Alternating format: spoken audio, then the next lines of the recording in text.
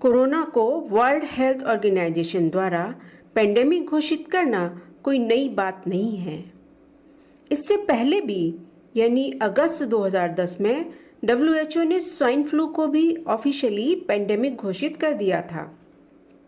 अब हम समझ सकते हैं कि क्यों कुछ वर्षों के अंतराल में अलग अलग तरह के वायरस इंट्रोड्यूस किए जाते रहे हैं, एक सोची समझी रणनीति के तहत, ताकि दवाइयां और वैक्सीन्स मार्केट में लॉन्च किए जा सकें और करोड़ों का मुनाफा कमाया जा सके।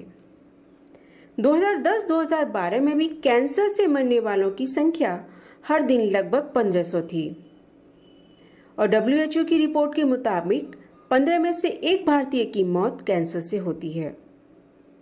इसी तरह हार्ट अटैक से भी मरने वालों की संख्या प्रतिदिन लगभग 800 से 1000 है। इसी तरह और भी डिजीज जैसे कि ट्यूबरक्लोसिस, अस्थमा, भुखमरी, उनसे भी मरने वालों की संख्या कोरोना वायरस से मरने वालों की संख्या से कहीं ज्यादा है। स्वर्गीय श्री राजीव दीक्षित ने 2012 के अपने एक वीडियो में बताया कि कैसे कॉरपोरेट कंपनीज वैक्सीन्स बेचकर करोड़ों का मुनाफा कमाती हैं। उनका ये वीडियो आज के कोरोना वायरस से काफी इत्तेफाक रखता है। विरोध ताजा उदाहरण, महाराष्ट्र में 6 लाख मुर्गियों को मार डाला। क्या तर्क है? एवियन फ्लू होगा। हुआ है किसी को? लगभग 15 दिन हो गए हैं। मैं पूरे भारत के कई हॉस्पिटल्स के साथ लगातार संपर्क में हूं कि आपके पास कोई एवियन फ्लू का केस आया हो तो बताइए। कहीं नहीं आया। फिर 6 लाख मुर्गियों को मार डाला किस आधार पर? कि उनसे वायरस फैल सकता है। फैला तो नहीं है, फैल सकता है, इसकी गारंटी क्या है? और भारत एक ऐसा अद्भुत देश है दुनिया में जहां कोई भी वायरस जल्दी से फैल नहीं सकता, क्योंकि सूर्य का प्रकाश इतना तीखा है, इतना तेज है कि सैकड़ों किस्म के वायरस तो ऐसे ही मर जाते हैं। यूरोप में यह समस्या है कि वहां बहुत तेजी से वायरस फैलते हैं, क्योंकि साल में 9 महीने सूर्य का प्रकाश नहीं होता है। यूरोप के सभी देशों में आप जानते हैं एक साल में 9 महीने सूर्य का दर्शन नहीं होता, और साल में 6 महीने तो -40 डिग्री सेंटीग्रेड तापमान होता है। तो इतने ठंड वाले इलाके में अगर कोई फ्लू फैले, वायरस फैले, बैक्टीरिया बने और वो मल्टीप्लाई करे तो समझ में आता है, क्योंकि उसको कंट्रोल करने की कोई व्यवस्था नहीं है। भारत जैसा तो देश दुनिया में अद्भुत है जहां साल के 12 महीने सूर्य प्रकाश मिलता है, हर दिन सूर्य प्रकाश मिलता है, और आजकल का समय तो 38 डिग्री सेंटीग्रेड का है, जिसमें कोई वायरस पनपना ही बहुत मुश्किल है। और इसी कुतर्क के आधार पर 6 लाख मुर्गियों को मार डाला बेदर्दी के साथ, बिना सोचे समझे कि इन मुर्गियों का हमारे जीवन को चलाने में कोई उपयोग होता है। यह उपयोग नहीं कि वो अंडा देती है और हम अंडा खाते, उससे ज्यादा बड़ा उपयोग है जो हमें आज तक पता नहीं चला है। इस प्रकृति के चक्र को नियमित रखने में मुर्गियों की, मुर्गों की बहुत बड़ी भूमिका है। हमारे शरीर को नुकसान पहुंचाने वाले जो छोटे जीव हैं, जो शरीर के शत्रु हैं, उनको खाने का काम ये मुर्गी और मुर्गे करते रहते हैं। चुन चुन के उठा लेते हैं जमीन पे से, ताकि मनुष्य सुरक्षित रहे। तो हम मनुष्यों को सुरक्षा देने के काम में जो मुर्गी और मुर्गी लगे हैं, उन मुर्गे और मुर्गियों को मनुष्य को बचाने के कुतर्क के आधार पर कत्ल करवा दिया सरकार। ऐसे अगर हमारी सरकार को चलाने वाले नेता हैं और ऐसे हमारे देश को चलाने वाले अधिकारी हैं, तो भगवान इनको जल्दी से उठाए और इनको उसी गति में पहुंचाए जिस गति में 6 लाख मुर्गियां अभी पहुंचाई गई। जल्दी से इनको उठाए, क्योंकि इनका बोझ अभी सहा नहीं जाता। मैं कुछ दवा के क्षेत्र में काम करने वाली कंपनियों के बारे में एक दो जानकारी देना चाहता हूं जो उस तरफ मैंने नहीं दी थी। ये कंपनियों की जो इनिशियल पेड ऑफ कैपिटल है दवा के क्षेत्र में काम करने वाली, उनमें से एक कंपनी है बायर। उसकी मूल पूंजी इस देश में 6 लाख रुपए है बस, और उसका 1 साल का नेट प्रॉफिट 154 करोड़ रुपए। दवा के क्षेत्र में इतना मुनाफा होता है। इसी तरह से एक कंपनी है साइनामिड, उसकी मूल पूंजी इस देश में 40 लाख रुपए है और उसका नेट प्रॉफिट 115 करोड़ रुपए। इसी तरह से एक विदेशी कंपनी है, उसका नाम है सीवा गायगी, मूल पूंजी 70 लाख है और 1 साल का प्रॉफिट 114 करोड़ रुपए, और ये टैक्स देने के बाद का प्रॉफिट है। तो आप सोच लीजिए, थोड़ी सी पूंजी लगाकर दवा के क्षेत्र में इनके भयंकर मुनाफे हैं। और ये मुनाफे का प्रतिशत अगर निकालें तो कई कई कंपनियों का मुनाफा प्रतिशत 20,000 तक है। 20,000% तक वो मुनाफा यहां से लूट रहे हैं। 200, 250, 300% तक तो सामान्य कंपनियों का है, बाकी तो 20-20 हजार प्रतिशत तक वो भारत में मुनाफा कमा रहे हैं। मुझे अब आपको इन कंपनियों के बारे में एक और आखिरी बात कहनी है, वो ये कि समय समय पर इन कंपनियों को अपनी दवा बेचनी है, और दवा बेचनी है तो उसके लिए माहौल बनाते हैं। वातावरण तैयार करते हैं। और वो वातावरण और माहौल कैसे तैयार किया जाता है उसका ताजा उदाहरण है स्वाइन फ्लू। स्वाइन फ्लू आ गया, स्वाइन फ्लू आ गया, स्वाइन फ्लू आ गया, सारे देश में हल्ला हो रहा है, अखबारों में फ्रंट पेज पर खबर छप रही है, टीवी चैनलों पर दूसरी न्यूज ही नहीं है सिवाय इसके कि स्वाइन फ्लू, स्वाइन फ्लू। हर दिन कैंसर से 1500 लोग मरते हैं औसतन, और 1200 लोग करीब करीब दमा, अस्थमा, ट्यूबरकुलोसिस से मरते हैं। हृदय घात की बीमारियों से 800 से 1000 लोग हर दिन मरते हैं। तो इतनी बड़ी मौत के आंकड़े हैं, कैंसर, हार्ट अटैक, दमा, अस्थमा, ट्यूबरकुलोसिस, उसके बारे में मीडिया में कोई चर्चा नहीं है। Swine flu, swine flu, swine flu. इसका एक रहस्य है, रहस्य इसका यह है कि कैंसर का वैक्सीन नहीं बनता, ट्यूबरकुलोसिस का वैक्सीन नहीं बनता, दमा का वैक्सीन नहीं बनता, अस्थमा का वैक्सीन नहीं बनता, हृदय घात का वैक्सीन नहीं बनता। मतलब सीधा सा ये है, जिन बीमारियों के वैक्सीन नहीं बन सकते उन बीमारियों पर मीडिया चर्चा नहीं करता, क्योंकि उनसे कंपनियों को कोई बड़ा लाभ होने की गुंजाइश नहीं। स्वाइन फ्लू का वैक्सीन बन सकता है, एवियन फ्लू का वैक्सीन बन सकता है, सार्स का वैक्सीन बन सकता है, और थोड़े दिन पहले एक बर्ड फ्लू आया था उसका वैक्सीन बन सकता है। तो एवियन फ्लू है, बर्ड फ्लू है, सार्स है, स्वाइन फ्लू है, इन सब बीमारियों के वैक्सीन बन सकते हैं और वैक्सीन बनकर बाजार में बिक सकते हैं, और इसमें विदेशी कंपनियों को मुनाफा बहुत भयंकर है। इसलिए मीडिया में ये सारी खबरें बाकायदा प्रायोजित तरीके से दिया जाती है, छपवाई जाती है, बनवाई जाती है। एक अमेरिकन कंपनी है, वो स्वाइन फ्लू की दवा बनाती है, टेमी फ्लू, और जानकारी यह मिली है कि टेमी फ्लू दवा को बनाते समय वायरस जो है अनकंट्रोल्ड हुआ, नियंत्रण के बाहर हुआ, और उसने स्वाइन फ्लू को फैलाना शुरू किया सारी दुनिया।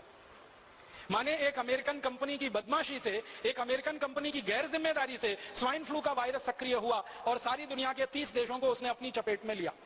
अब वो 30 देश हैं, वो टेमी फ्लू के ग्राहक हो गए। वायरस निकला अमेरिका से, ग्राहक हो गए उनके दुनिया के 30 देश के लोग। अब वो सब लोग जिनको स्वाइन फ्लू होने की संभावना है या हो गया है, डॉक्टर उनको एक ही दवा लिख रहे हैं, टेमी फ्लू खाओ, टेमी फ्लू खाओ, टेमी फ्लू खाओ।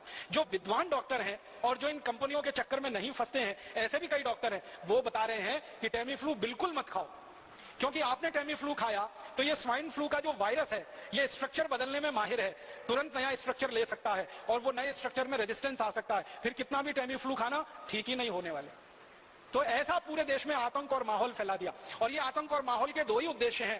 पहला उद्देश्य है ज्यादा से ज्यादा टेमी फ्लू दवा बेचना, जो पिछले 10 साल से इस कंपनी ने उत्पादन करके गोडाउन में भरी हुई है, अब वो गोडाउन खाली करना है। अब ये गोडाउन कोई ऐसा गोडाउन नहीं है जो टूथपेस्ट का हो, रोज इस्तेमाल करें और फेंक दें। ये गोडाउन तो तभी खाली होगा जब कोई दवा का आतंक हो, वायरस का आतंक हो, और डर हो और दहशत हो। डर, दहशत और आतंक के चलते आदमी मजबूर हो जाता है महंगी से महंगी दवा खाने के लिए और महंगे से महंगा इलाज करने के लिए। तो ये स्वाइन फ्लू का वायरस इसी तरह का एक प्रोपेगेंडा है। मुझे तो एक ही बात कहनी है, वो ये कि ये स्वाइन फ्लू नहीं है, मीडिया फ्लू है, मीडिया ने पैदा कर दिया। मैं आपको एक पुरानी जानकारी देना चाहता हूं, बहुत गंभीर है, आप उससे अंदाजा लगाइए कि ये कंपनियां कितनी निकृष्ट हैं, कितनी नराधम है। सन 1916 से 1918 के बीच में 2 साल में दुनिया भर में एक बीमारी फैली, एवियन फ्लू। वो ऐसा ही था जैसे स्वाइन फ्लू है, और उस बीमारी के फैलने से सारी दुनिया में कुछ लोग प्रभावित हुए। जो लोग प्रभावित हुए उनकी संख्या बताई जाती है 4.5 करोड़। 4.5 करोड़ लोग उसमें प्रभावित हो गए, और 4.5 करोड़ लोग जो प्रभावित हुए, फिर मैंने ये जानने की कोशिश की कि मरे कितने उसमें से, तो मात्र 6000 लोग मरे थे, मात्र 6000 लोग मरे थे। अब उसके बाद क्या हुआ कि ये एवियन फ्लू का वायरस फैला और इसमें 6000 लोग मर गए, सारी दुनिया में आतंक फैल गया। उस आतंक के चक्कर में एक अमेरिकन कंपनी ने वैक्सीन बना दिया एवियन फ्लू का, और वो वैक्सीन धड़ल्ले से सारी दुनिया में बेचा उन्होंने। और आपको सुनकर दुख होगा, उस वैक्सीन को लगवाने के बाद 60 लाख लोग मर गए दुनिया में, और पता नहीं कितने अपंग हो गए, कितने विकलांग हो गए। बीमारी आने से 6000 लोग मरे, बीमारी का वैक्सीन बना और उस वैक्सीन को सारी दुनिया में भेजा गया, फैलाया। सबसे ज्यादा अफ्रीका के देशों में, सबसे ज्यादा लैटिन अमेरिका के देशों में, ब्राजील में, मैक्सिको में, चिली में, कोस्टारिका में, कोलंबिया में, फिर अफ्रीका में, नाइजीरिया में, सोमालिया में, इथियोपिया में, दक्षिणी अफ्रीका में, रोडेशिया में। तो अफ्रीका, लैटिन अमेरिका और भारत में भी हुआ था उसका। वैक्सीन का अंधाधुंध प्रचार हुआ, अंधाधुंध बिक्री हुई, 60 लाख लोग वैक्सीन लगने के बाद मर गए। उसका क्या? एवियन फ्लू में तो 6000 लोग मरे, वैक्सीन लगने के बाद इतने। माने वैक्सीन कितने खतरनाक हो सकते हैं उसका ये अंदाजा आप लगाइए। अब एवियन फ्लू का वैक्सीन आया और इतने लाख लोग मर गए। अब स्वाइन फ्लू का वैक्सीन आने वाला है, और वो वैक्सीन हिंदुस्तानी और दुनिया भर के लोगों को धड़ाधड़ लगाया जाएगा। क्यों? क्योंकि स्वाइन फ्लू का वायरस जो फैला है, वायरस से ज्यादा डर फैला है, आतंक फैला है, दहशत फैली है। तो हर आदमी तैयार बैठा है वो वैक्सीन लगवाने के लिए, और एक व्यक्ति को वैक्सीन लगाने का खर्चा वो बोलते हैं 3000 रुपए आएगा। अब हिंदुस्तान में ही अगर आप सोच लो कि अगर 10 करोड़ लोग भी प्रभावित होकर वैक्सीन लगवा लें और 3000 रुपए का एक वैक्सीन आए, तो 30,000 करोड़ की बिक्री तो उनकी हिंदुस्तान में हो गई। अफ्रीका में, लैटिन अमेरिका के देशों में अगर हो जाए, हजारों करोड़ का माल बेचेगी एक कंपनी, और इस कंपनी के पास पेटेंट है 20 साल तक, तो कोई दूसरी कंपनी उस वैक्सीन को बना के नहीं बेच सकती 20 साल तक।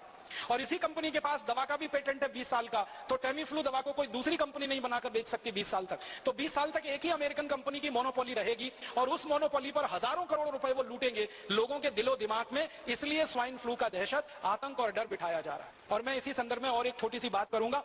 आपको याद है थोड़े दिन पहले इस देश में एक आतंक फैलाया गया, hepatitis B, hepatitis B, hepatitis B, hepatitis B, और आतंक और डर इतना फैला कि हिंदुस्तान के लाखों करोड़ों लोगों ने उसका वैक्सीन लिया।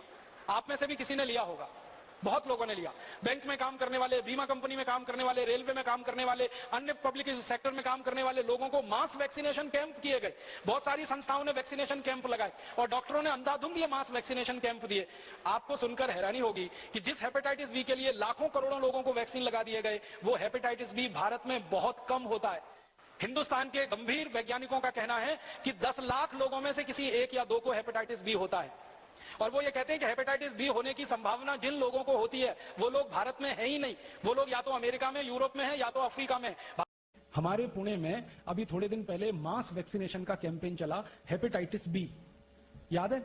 हर गली मोहल्ले चौराहे में हेपेटाइटिस बी का वैक्सीन लगता था। Rotary club, lions club, rotaract club, lioness club, Jain संगठन, फलाना संगठन, ढिमाका संगठन, जितनी सहकारी संस्थाएं, सामाजिक संस्थाएं, सबका एक ही काम था, वैक्सीनेशन करो, वैक्सीनेशन करो। क्या हो रहा है? हेपेटाइटिस बी आने वाला है, हेपेटाइटिस बी आने वाला है, हेपेटाइटिस बी आने वाला है। सबसे जास्ती वैक्सीन बिका पुणे में। हम लोगों ने इस हेपेटाइटिस बी के मामले पर एक मुकदमा किया था बंबई हाई कोर्ट में, और जब मुकदमा किया तो अदालत ने आदेश दिया कि इसकी जांच करो, माइक्रो लेवल पे, सूक्ष्म स्तर पे जांच करो। जब जांच हुई तो पता चला कि हेपेटाइटिस बी नाम की बीमारी भारत में होती ही नहीं। बीमारी होती है हेपेटाइटिस ए। हेपेटाइटिस ए माने पी लिया, काविड़ कहते हैं मराठी में आप।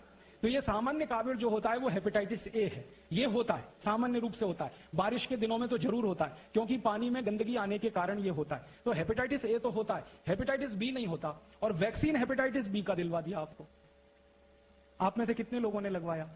देखो यही हाथ खड़े कर रहे हैं सबके सब। और ऐसे ऐसे हजारों लाखों लोगों ने पुणे में वैक्सीन लगवा लिया। दो कंपनियों ने खूब बिजनेस कर लिया, खूब धंधा कर लिया, फिर मुंबई में कर दिया उन्होंने, फिर कोलकाता, फिर दिल्ली, फिर जगह जगह करके हजारों कोटि रुपए लूट लिया। बाद में अदालत का फैसला आया कि जब बीमारी नहीं है तो वैक्सीन क्यों लगाएं। तो अदालत ने आदेश दिया कि अगर कोई मास वैक्सीनेशन कैंप करेगा हेपेटाइटिस बी का तो उसको जेल में डाल देंगे। उस दिन के बाद से सब सामाजिक संस्थाओं ने बंद कर दिया, और उसी दिन से दोनों कंपनियों ने अपना धंधा भी बंद कर दिया। अब वो कंपनी वालों को मैं मिलता हूं, कहता हूं कि भाई अब क्यों नहीं बेचते तुम हेपेटाइटिस बी का वैक्सीन? तो उन्होंने कहा कि अब हमें बेचने की गरज नहीं है क्योंकि जितना बनाया था सब बेच लिया हमने।